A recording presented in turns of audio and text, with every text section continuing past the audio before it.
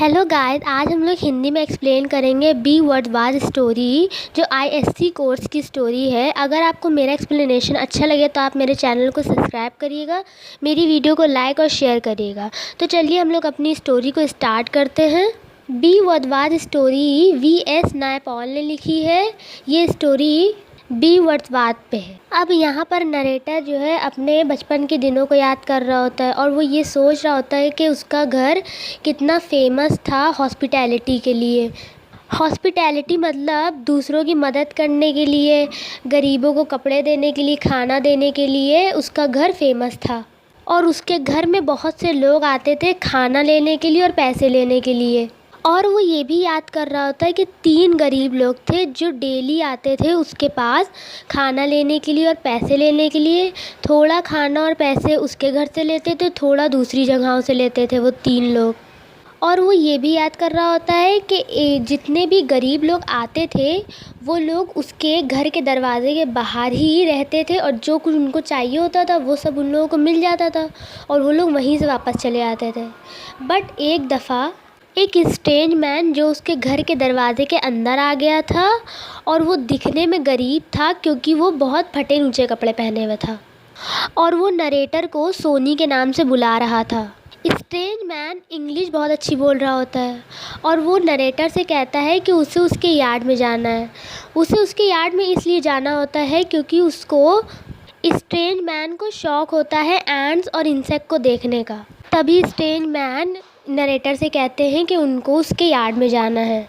Narrator की mother नहीं चाहती कि वो किसी को अपने घर के अंदर करें, पर वो उस मैन को अंदर कर लेती हैं और अपने यार्ड में ले जाती हैं। नरेटर की मदर नरेटर से कहती हैं कि वो स्ट्रेंज मैन पर नज़र रखे और उन्हीं के साथ एंट्स और इंसेक्ट देखे बैठकर। अब यहाँ पर स्ट्रेंज मैन नरेटर से कहते हैं कि उनको इतना शौक़ है इंसेक्ट और एंट्स को देखने का कि वो लगातार पूरे दिन इंसेक्ट और एंट को देख सकते हैं। और वो नरेटर से ये भी कहते हैं कि वो एक पोएट है और उनका नाम बी वर्dsworth है।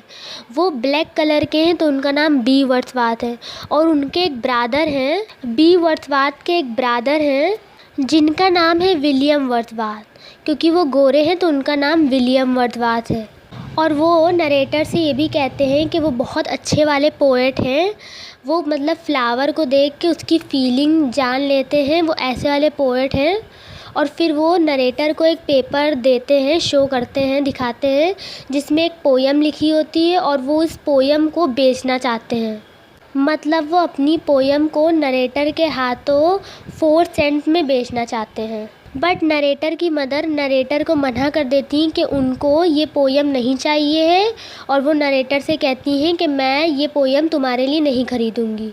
बी वर्dsworth जब नरेटर के घर से जा रहे होते हैं तब वो नरेटर से कहते हैं कि तुम भी एक ग्रेट पोएट बनोगे एकदम उन्हीं की तरह, मतलब बी वर्dsworth की तरह। जब बी वर्dsworth वहाँ से चले जाते हैं तब नरेटर प्रे करता है कि वो फिर से एक दफ़ा बी वर्dsworth को देख सके। और नरेटर की जो विश होती है बी वर्dsworth से मिलने की वो कुछ ही हफ्तों बाद पूरी हो जाती है। वो एक दफ़ा और बी वर्dsworth से मिलता है और बी वर्dsworth नरेटर को इनवाइट करते हैं अपने घर पे मैंगोज़ और बहुत सारे फ्रूट्स खाने के लिए जो उनके यार्ड में ग्रो हुए हैं। नरेटर जब बी वर्dsworth के घर जाता है तो वो देखता है कि उनके यहाँ एक कमरा है जो बहुत ही अच्छा कमरा है और एक बड़ा सा ग्रीन यार्ड है जहाँ बहुत सारे मैंगोज़ के और पाम के ट्री लगे हैं। उनका यार्ड थोड़ा सा डरावना लग रहा था, एक जंगल की तरह। नरेटर बी वर्dsworth के घर में 6 मैंगोज़ खाता है जिसको खाने से उसके जो शर्ट नहीं होती उस पर स्टेन लग जाते हैं, उस पर मैंगो खाने के धब्बे लग जाते हैं। और जब वो अपने घर वापस आता है तो उसकी एंग्री मदर, मतलब नरेटर की जो मदर है वो बहुत ज़्यादा गुस्से में होती हैं, तो उनको यहाँ पे एंग्री बोला जा रहा है। वो उसको बहुत ज़्यादा डांटती हैं और बहुत ज़्यादा मारती हैं। जब नरेटर उनकी डांट से और मार से परेशान हो जाता है तब वो घर से भाग निकलता है और वो ये कसम खाता है कि वो अब वापस इस घर में नहीं आएगा। नरेटर की मदर ने उसको इतना मारा होता है कि उसकी नाक से ब्लीडिंग हो रही थी और वो बहुत ज़्यादा रो रहा था। रोते रोते वो बी वर्dsworth के घर आ जाता है और वो बी वर्थ बाद जब नरेटर से पूछते हैं क्या हुआ, तो वो जब नरेटर अपनी स्टोरी बताता है तो बी वर्थ बाद नरेटर से कहते हैं तुम चलो मेरे साथ। वो नरेटर को बी वर्थ बाद नरेटर को एक रेस कोर्स में ले जाते हैं, मतलब एक मैदान में ले जाते हैं जहाँ रेस वेस होती है, वहाँ ले जाते हैं। और वहाँ जाकर वो नरेटर से कहते हैं कि तुम यहाँ पर ग्रास पर लेट जाओ जैसे मैं लेट रहा हूँ। बी वर्थवाद और नरेटर दोनों ग्रास पर लेट जाते हैं और ऊपर स्काई में स्टार्स देखने लगते हैं। बी वर्थवाद नरेटर को स्टार्स के बारे में बताते हैं। बी वर्थवाद नरेटर को स्टार्स के बारे में बताते हैं। बी वर्थवाद नरेटर को स्टार्स के नेम बताते हैं, स्टार्स के शेप्स बताते हैं, जिसे सुनकर नरेटर का गुस्सा जो है शांत हो जाता है और वो अपने मदर के व्यवहार को भूल जाता है। थोड़ी देर बाद जब बी वर्थवाद और नरेटर बातें कर रहे होते हैं तो एक पुलिसमैन आते हैं जो उनसे पूछते हैं, उन दोनों से पूछते हैं कि वो लोग यहाँ क्या कर रहे हैं। बी वर्थवाद पुलिसमैन से कहते हैं कि उनके पास कोई भी जवाब नहीं है कि वो लोग यहाँ क्या कर रहे हैं। पुलिसमैन से ये कहकर बी वर्थवाद और नरेटर दोनों अपने अपने घर चले जाते हैं। अब यहाँ पर नरेटर और बी वर्थवाद फ्रेंड बन गए और एक दिन नरेटर बी वर्थवाद से पूछता है कि उन्हीं ने अपने गार्डन में इतने बड़े बड़े ट्रीज क्यों लगे रहने, उनको अभी तक के काटा क्यों नहीं है। बी वर्थवाद नरेटर को अपनी स्टोरी बी वर्थवाद नरेटर को एक स्टोरी सुनाते हैं जो उनकी खुद की स्टोरी होती है। और वो स्टोरी ये होती है कि एक दफ़ा की बात है जब बी वर्थवाद पोएट बने थे, तब उनके साथ एक लेडी भी थी। वो उन लेडी से मिले थे और वो लेडी भी एक पोएट थी। बी वर्थवाद और वो जो लेडी थी, जो पोएट थी, वो दोनों एक दूसरे से मिलते हैं, दोनों में एक दूसरे में प्यार हो जाता है और बी वर्थवाद उन लेडी से शादी कर लेते हैं। शादी के बाद बी वर्थवाद की वाइफ प्रेग्नेंट हो जाती हैं। फिर अचानक ही बी वर्थवाद की वाइफ की डेथ हो जाती है, जिसकी वजह से बी वर्थवाद बहुत ज़्यादा सैड रहने लगे थे और वो इन ट्रीज़ को इस वजह से नहीं छूते थे क्योंकि उनकी वाइफ ने इस गार्डन को सजाया था।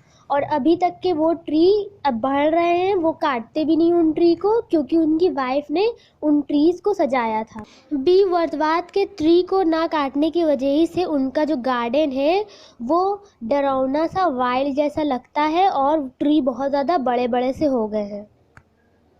बी वर्थवाद ये स्टोरी अपनी बहुत पुरानी बता रहे होते हैं और अब तो वो बी वर्थवाद जो है वो थोड़े ओल्ड हो चुके हैं।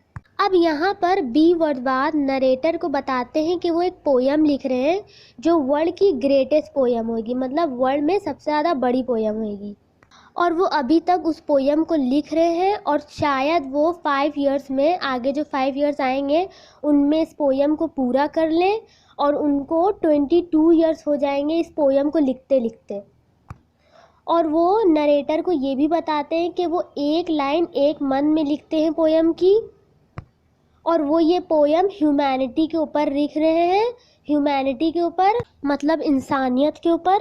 एक दिन नरेटर बी वर्थवाद से पूछता है कि वो रहने के लिए क्या काम करते हैं, मतलब वो पैसे वैसे कहाँ से कमाते हैं।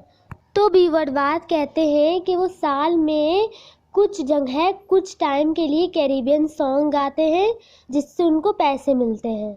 एक दिन नरेटर बी वर्थवाद को देखने उनके घर आता है तो वो देखता है कि बी वर्थवाद की जो कंडीशन है वो बहुत ज़्यादा ख़राब है, मतलब वो बहुत ज़्यादा बीमार हो गए हैं। बी वर्थवाद बहुत ज़्यादा बीमार हो गए।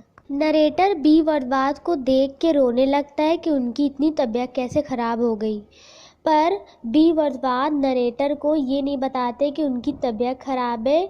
वो बस ये कहते हैं कि उनकी पोयम अच्छी नहीं चल रही, उनकी पोयम की जो लाइनें हैं वो उनको अच्छे से मिल रही नहीं, जिसकी वजह से वो थोड़ा परेशान हो गए। बी वर्थवाद नरेटर की तरफ देख के बात नहीं करते, वो बस अपने रूम की विंडो की तरफ देखते रहते हैं और वो नरेटर से ये सब बातें कहते हैं। बट नरेटर बी वर्थवाद के फेस को देख के समझ जाता है कि उनकी तबीयत बहुत ज़्यादा ख़राब है और उनका बचना बहुत मुश्किल है। अब यहाँ पर बी वर्थवाद नरेटर की तरफ देखते हैं और नरेटर से कहते हैं कि तुम यहाँ आकर बैठो। बी वर्दवाद नरेटर को अपने पास बुलाकर बिठाते हैं और नरेटर बी वर्दवाद के पास जाके बैठ जाता है।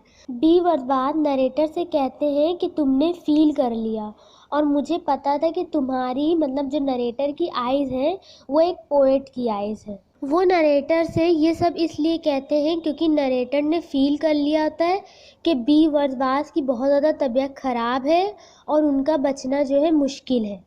और वो ये भी कहते हैं कि पोएट की आइज़ दूसरे की फीलिंग को बहुत जल्दी समझ जाती है। नरेटर ये सब देखकर खूब तेज आवाज़ में रोने लगता है और फिर बी वर्दवाद नरेटर को अपने चेस्ट से लगा कर रोने लगते हैं। अब यहाँ पर बी वर्दवाद नरेटर को कुछ बातें बताने जा रहे होते हैं जो नरेटर के लिए बहुत ज़्यादा शॉकिंग बातें। बी वर्दवाद नरेटर से कहते हैं कि उन्हीं ने जो स्टोरी नरेटर को सुनाई थी, एक गर्ल पोएट की और एक बॉय पोएट की, जो उनकी खुद की स्टोरी थी वो झूठ थी, वो सच नहीं स्टोरी थी। वो नरेटर को ये बताते हैं और नरेटर से ये भी कहते हैं कि उन्हीं ने जो नरेटर को अपनी वर्ल्ड की ग्रेटेस्ट पोएम के बारे में बताया था, जो वो लिख रहे हैं वो भी सब झूठ था, वो उसमें भी कोई सच्चाई नहीं है, वो पोएम भी एक झूठ थी। और बी वर्दवाद नरेटर से ये भी कहते हैं कि तुम अब वापस मेरे घर मत आना। और जैसे बी वर्दवाद नरेटर से ये बात कहते हैं वैसे ही बी वर्दवाद साइलेंसली उनकी डेथ हो जाती है और वो इस दुनिया से चले जाते हैं। नरेटर बी वर्दवाद को देख के रोने लगता है और अपने घर की तरफ लौट जाता है। और अब नरेटर बी वर्दवाद के घर नहीं जाता। अब यहाँ पर नरेटर एक दिन अल्बर्टो स्ट्रीट की तरफ से जा रहा होता है जहाँ बी वर्दवाद का घर होता है। बी वर्दवाद का घर अल्बर्टो स्ट्रीट में था और वो वहीं रहते थे। बट कुछ सालों बाद जब नरेटर बी वर्दवाद के घर की तरफ देखता है तब वो देखता है ना तो वहाँ बी वर्दवाद का घर था, ना तो उनके ट्री थे। वहाँ दो बड़ी बड़ी सी बिल्डिंगें बन गई थी और वहाँ एरिया में ट्री तो थे ही नहीं। और वो ये देख के उसको बहुत ज़्यादा दुख होता है कि बी वर्दवाद का घर और उनका जो गार्डन है वो दोनों उस एरिया से ख़त्म हो गए।